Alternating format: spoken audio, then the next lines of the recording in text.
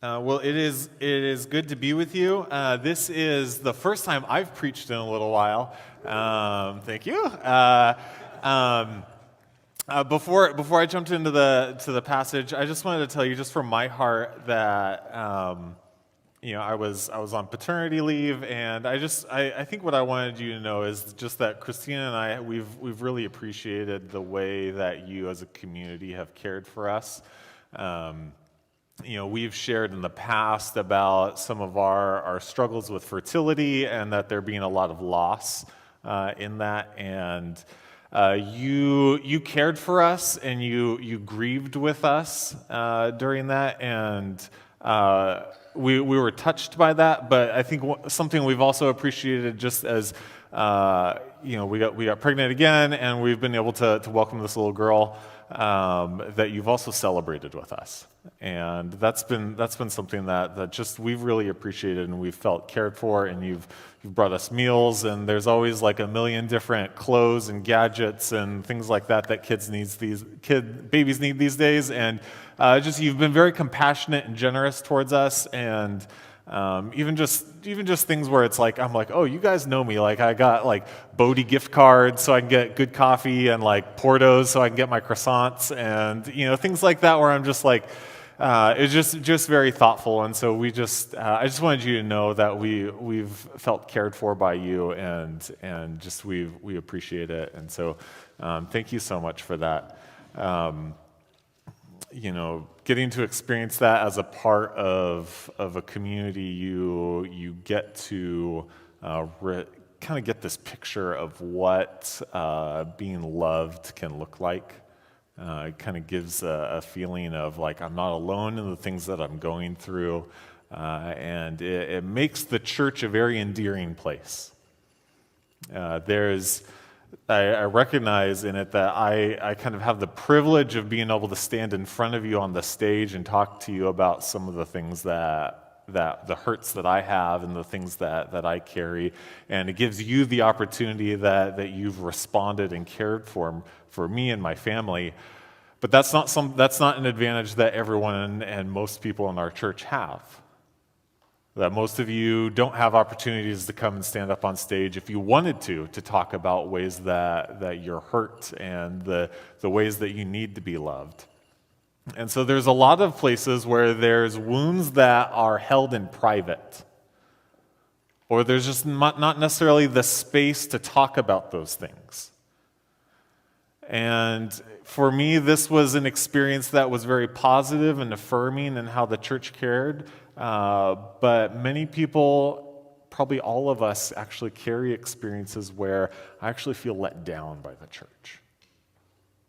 And places where maybe you feel like you're carrying a wound that wasn't noticed, and places where you feel like, why did this happen? Did nobody care? Did nobody notice? Did I not matter enough?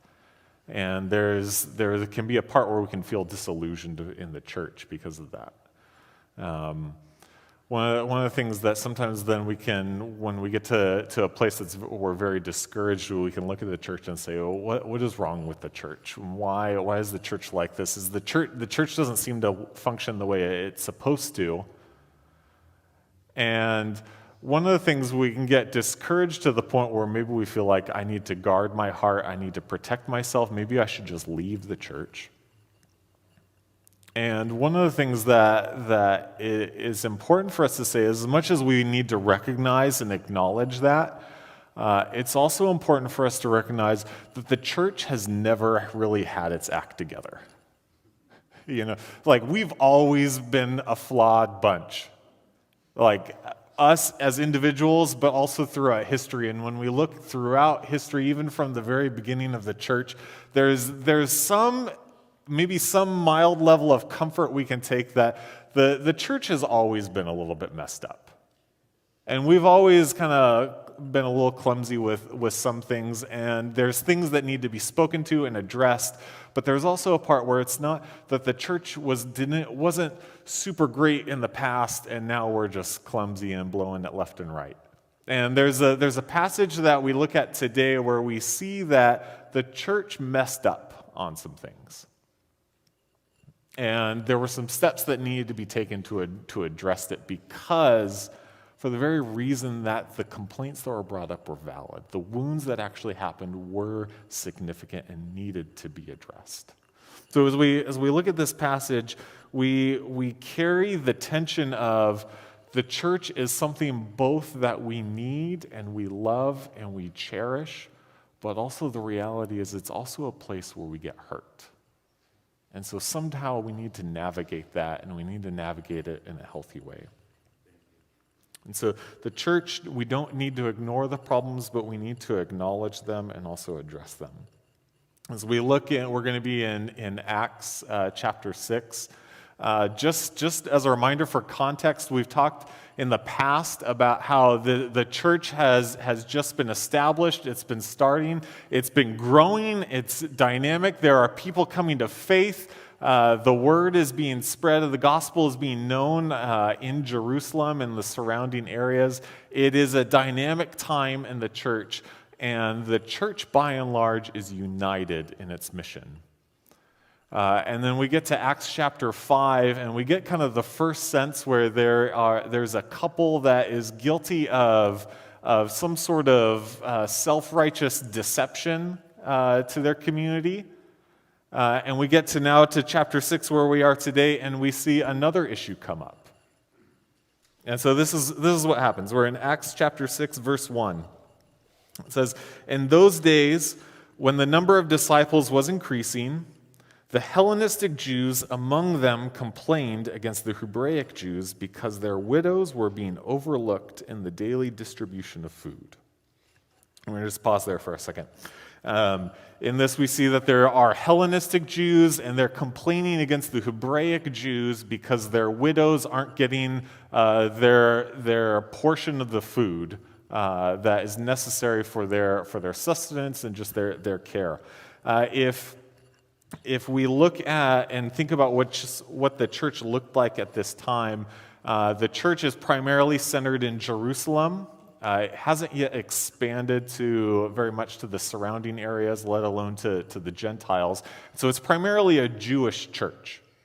But within it, there's two groups. There's the Hebraic Jews, which were the Jews that lived in Jerusalem and surrounding Judea. They primarily spoke Aramaic. These were people that were culturally fairly traditional and a part of the Jewish community. So they had deep roots in the area that they were living in, going back generations and generations. In contrast, there were the Hellenistic Jews that at some point were a part of the Jewish diaspora and then repatriated back to Jerusalem and Judea, but they were culturally Greek. They spoke Greek. And there was probably a secondary language that they spoke that was related to the area that they were coming from. And so there was a language barrier between the two groups. There was also the cultural barrier.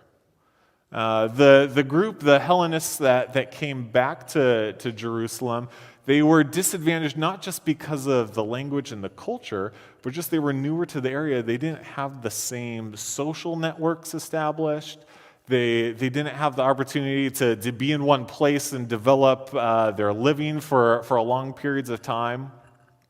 If you have insight into family or friends where you've seen an immigrant family, you kind of get the glimpse of just some of the tension that can be there between the first generation and the second generation, or just the people that have lived there longer, where there's disadvantages that the immigrant generation is experiencing.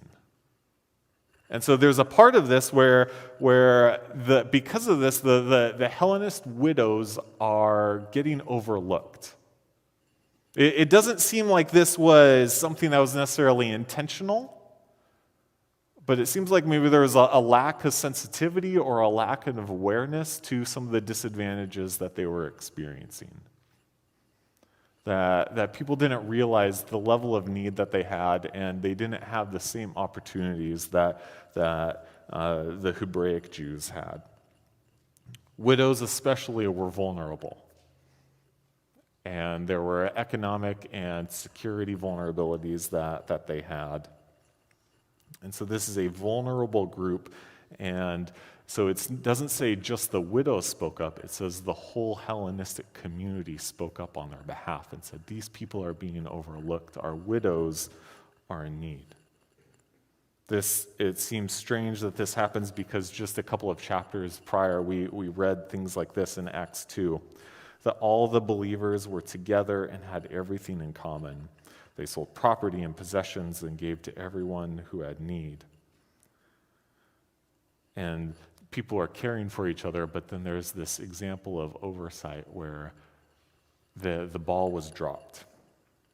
And so the Hellenists complained. And so as much as this is a church that is healthy, that is growing, that the gospel's being proclaimed, people are in unity with each other, we still see, even though it's healthy, there's still hurts and wounds that are happening.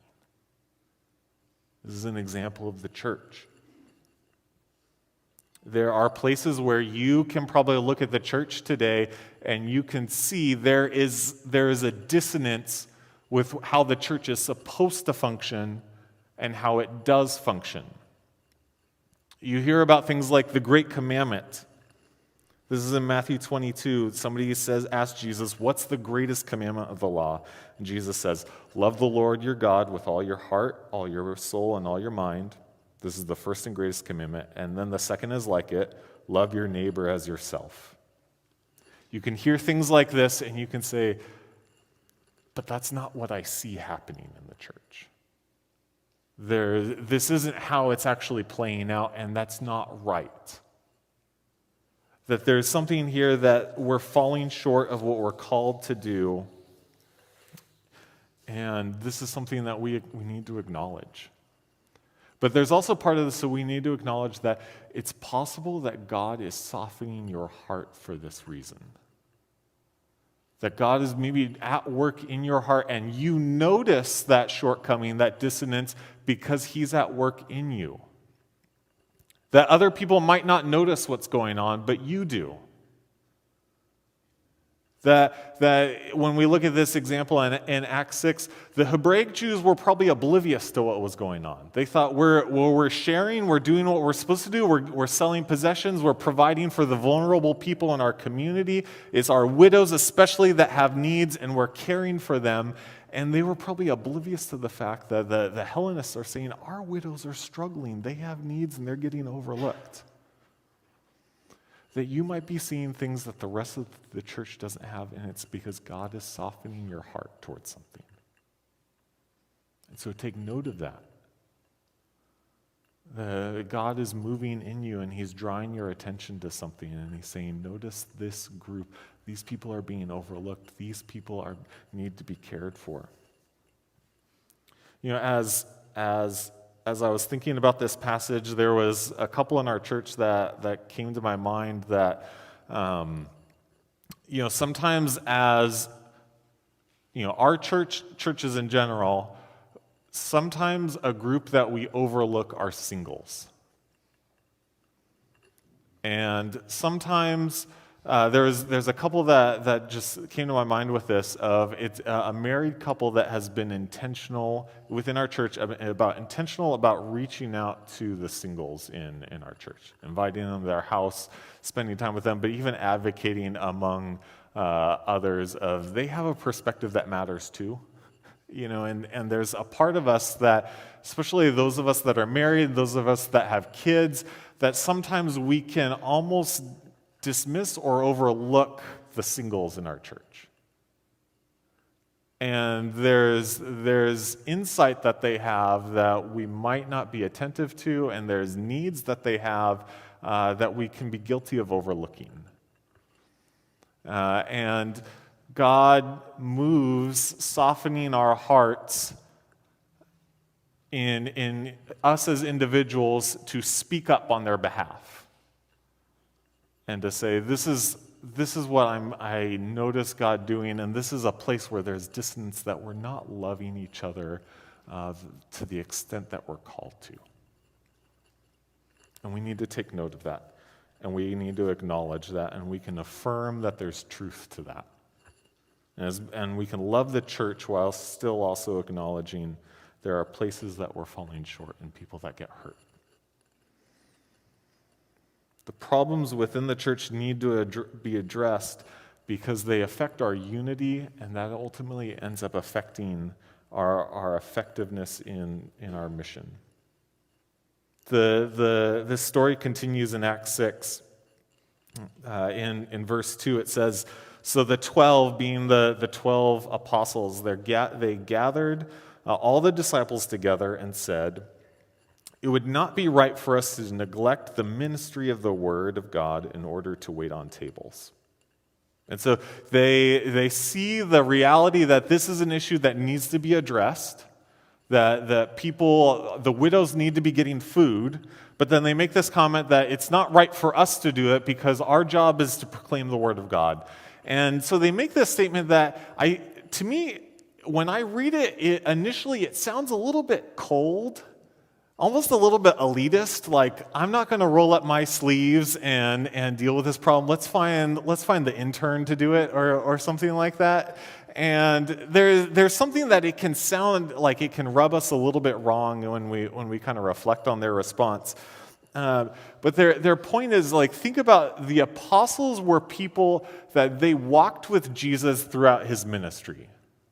Jesus was especially attentive to this group in preparing them to lead the church after he ascended.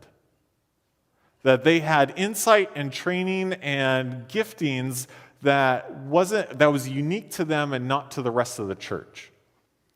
And the central calling that they were given was to proclaim the gospel. They were called to tell others about the gospel, to raise up other leaders, and that was their central purpose. And the reality is they recognize that this is a need, that we need to care for these widows, but there is a limited capacity that they have.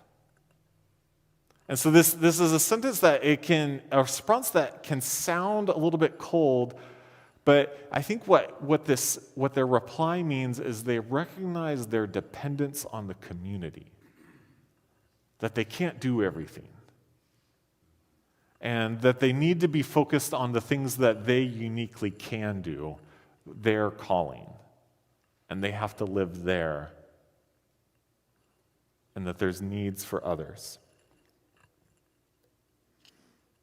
And so they realized that if they were to exchange their calling, if they were to stop proclaiming the gospel and to go and to care for the widows, ultimately it would lead the church off of its mission. And the church would get distracted, and something else would be, some other issue would come up because of this. But they still recognize that what the Hellenists are speaking to is a real issue, something that needs to be done. And so they live in this tension where, on one hand, they could neglect the needs of the widows, and you can think of the disunity that's going to continue to brew because of that. Or they could neglect their own personal ministry of proclaiming the gospel, and you can think about the long-term implications that would have and how that would ultimately be short-sighted as well. Within the church today, we have to be cautious that we don't try to address needs by just shuffling around leaders.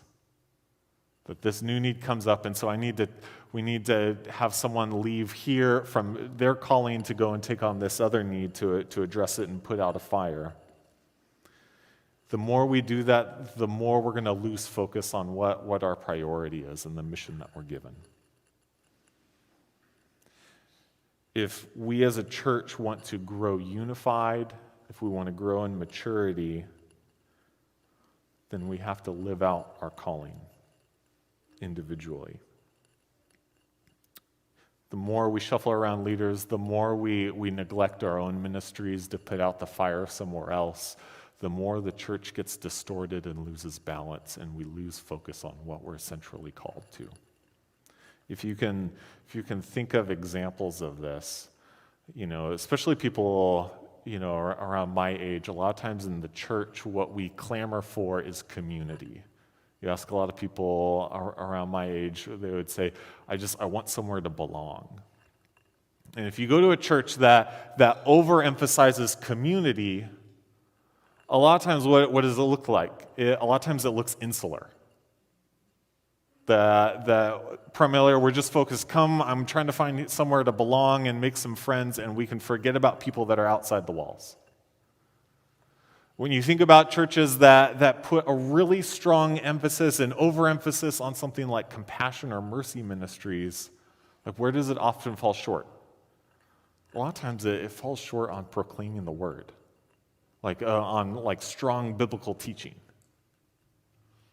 Like when you look at churches that have a strong focus on serving, where does it fall short? Like a lot of times there's a lack of compassion for the people who are struggling just to get to church. That sometimes there is a lack of empathy. And if we focus on putting out fires rather than saying focus on what we're centrally called to, as a church we start to get off balance and we lose focus on what Jesus says is most important to us. The church doesn't become more effective or more mature if we're just trying to plug holes. We need to be sensitive to where the Spirit's leading us as a community as a whole, also as individuals. And when people raise up issues, we need to listen and consider their validity. The passage that we're looking at continues. It says that the disciples invited the community to identify Spirit-led leaders among them. Looking in verse 3. It says, brothers and sisters, this is the apostle speaking, choose 7 men from among you who are known to be full of the Spirit and wisdom. We will turn this responsibility over to them and will give our attention to prayer and the ministry of the word. And it says, this proposal pleased the group.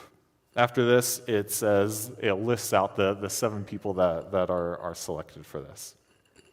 See, the apostles weren't being dismissive of the problem. They weren't being cold and saying, we're not going to deal with this.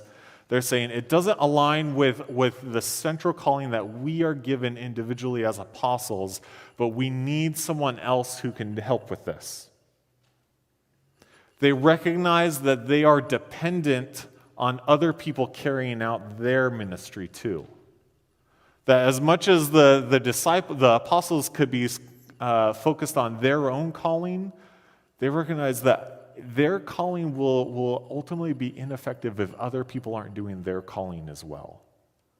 That there's this mutual dependence that we have. And so they identify 7 people. They place them up as leaders. And these 7 people that are mentioned, all 7 of them have Greek names. And so for the Hellenistic community that is in need of support and protection, they identify 7 Greeks to care for them. And so they name them, they commission them. I think there's a significance that they choose 7 Greeks to care for the Greek widows. These would be people that they would know. The widows knew these 7 people. There was a relationship with them. They were trusted. In the description, it says that, in verse 3, it says that they're known to be full of the Spirit and wisdom. They were people that were respected as part of the community. And so these 7 didn't just recognize that there was a problem, that their widows were being overlooked, but they were also people that had the respect and trust of the widows when they entered into this calling. And so they're led by the Spirit, they're people of character and maturity.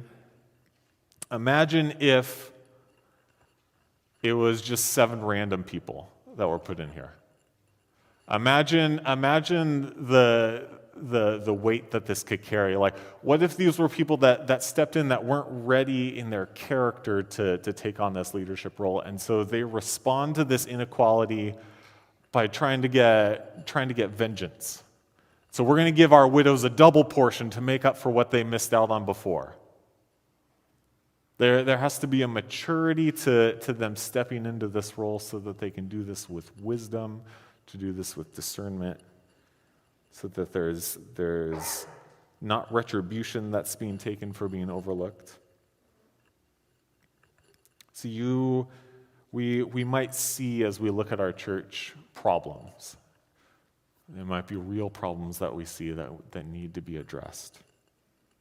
God might be working in you, softening your heart, pointing out something that you are being called to working towards.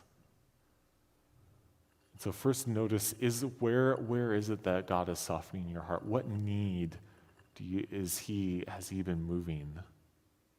And notice and affirm that's significant. That's something to address. That's something to speak to. But also notice this, that the people who had an impact on addressing this issue, those 7 leaders that were chosen, they were people that were respected and were trusted.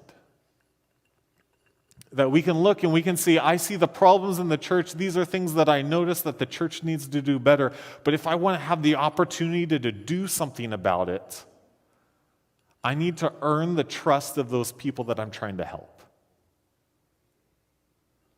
That people need to look at me and they need to know that I care about them and I'm speaking on their behalf, not because I'm wanting authority, but because I care about them and I want to help and that they can trust me.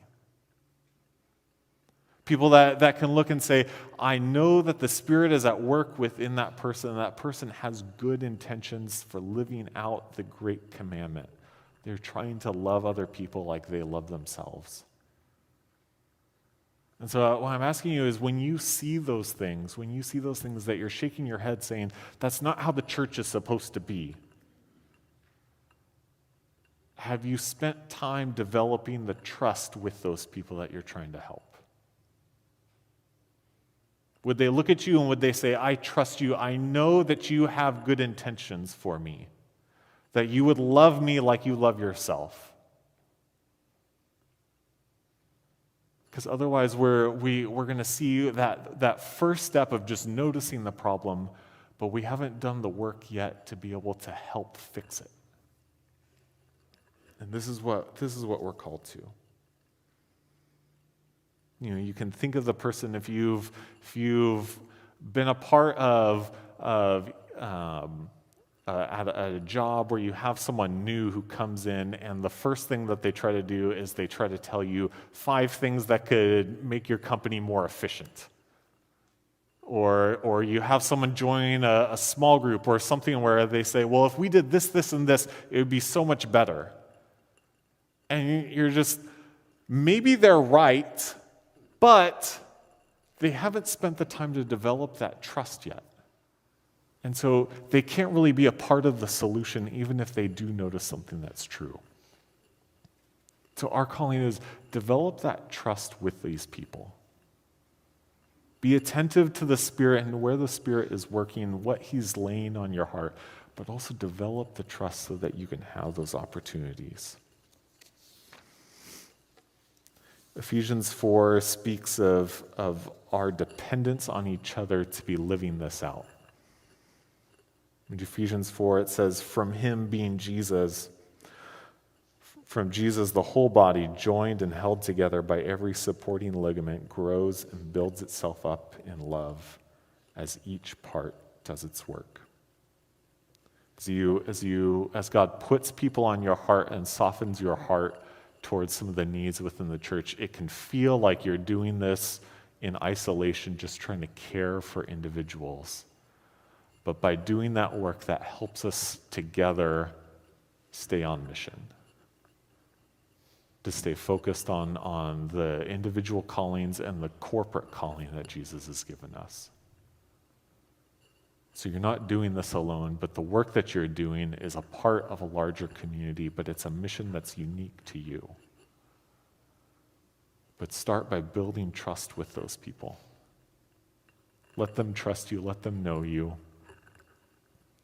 The wonderful thing about this is as this passage concludes, this story ends with verse 7, and this is how it ends. It says, so the word of God spread The number of disciples in Jerusalem increased rapidly, and a large number of priests became obedient to the faith.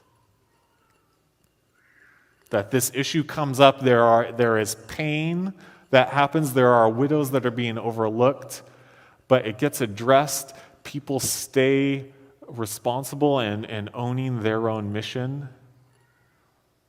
And there's unity that comes from this, and the mission continues to move forward, that the gospel keeps getting proclaimed, and people continue to come into a relationship with Jesus. It's going to be normal for us to have issues that come up, and it's going to be normal for us to get hurt within the church. But we can affirm those things, that those things do happen. But if we want to be a part of bringing healing and restoration, we have to be known by each other, and we have to allow people to look at us and know that we have the good intentions for them.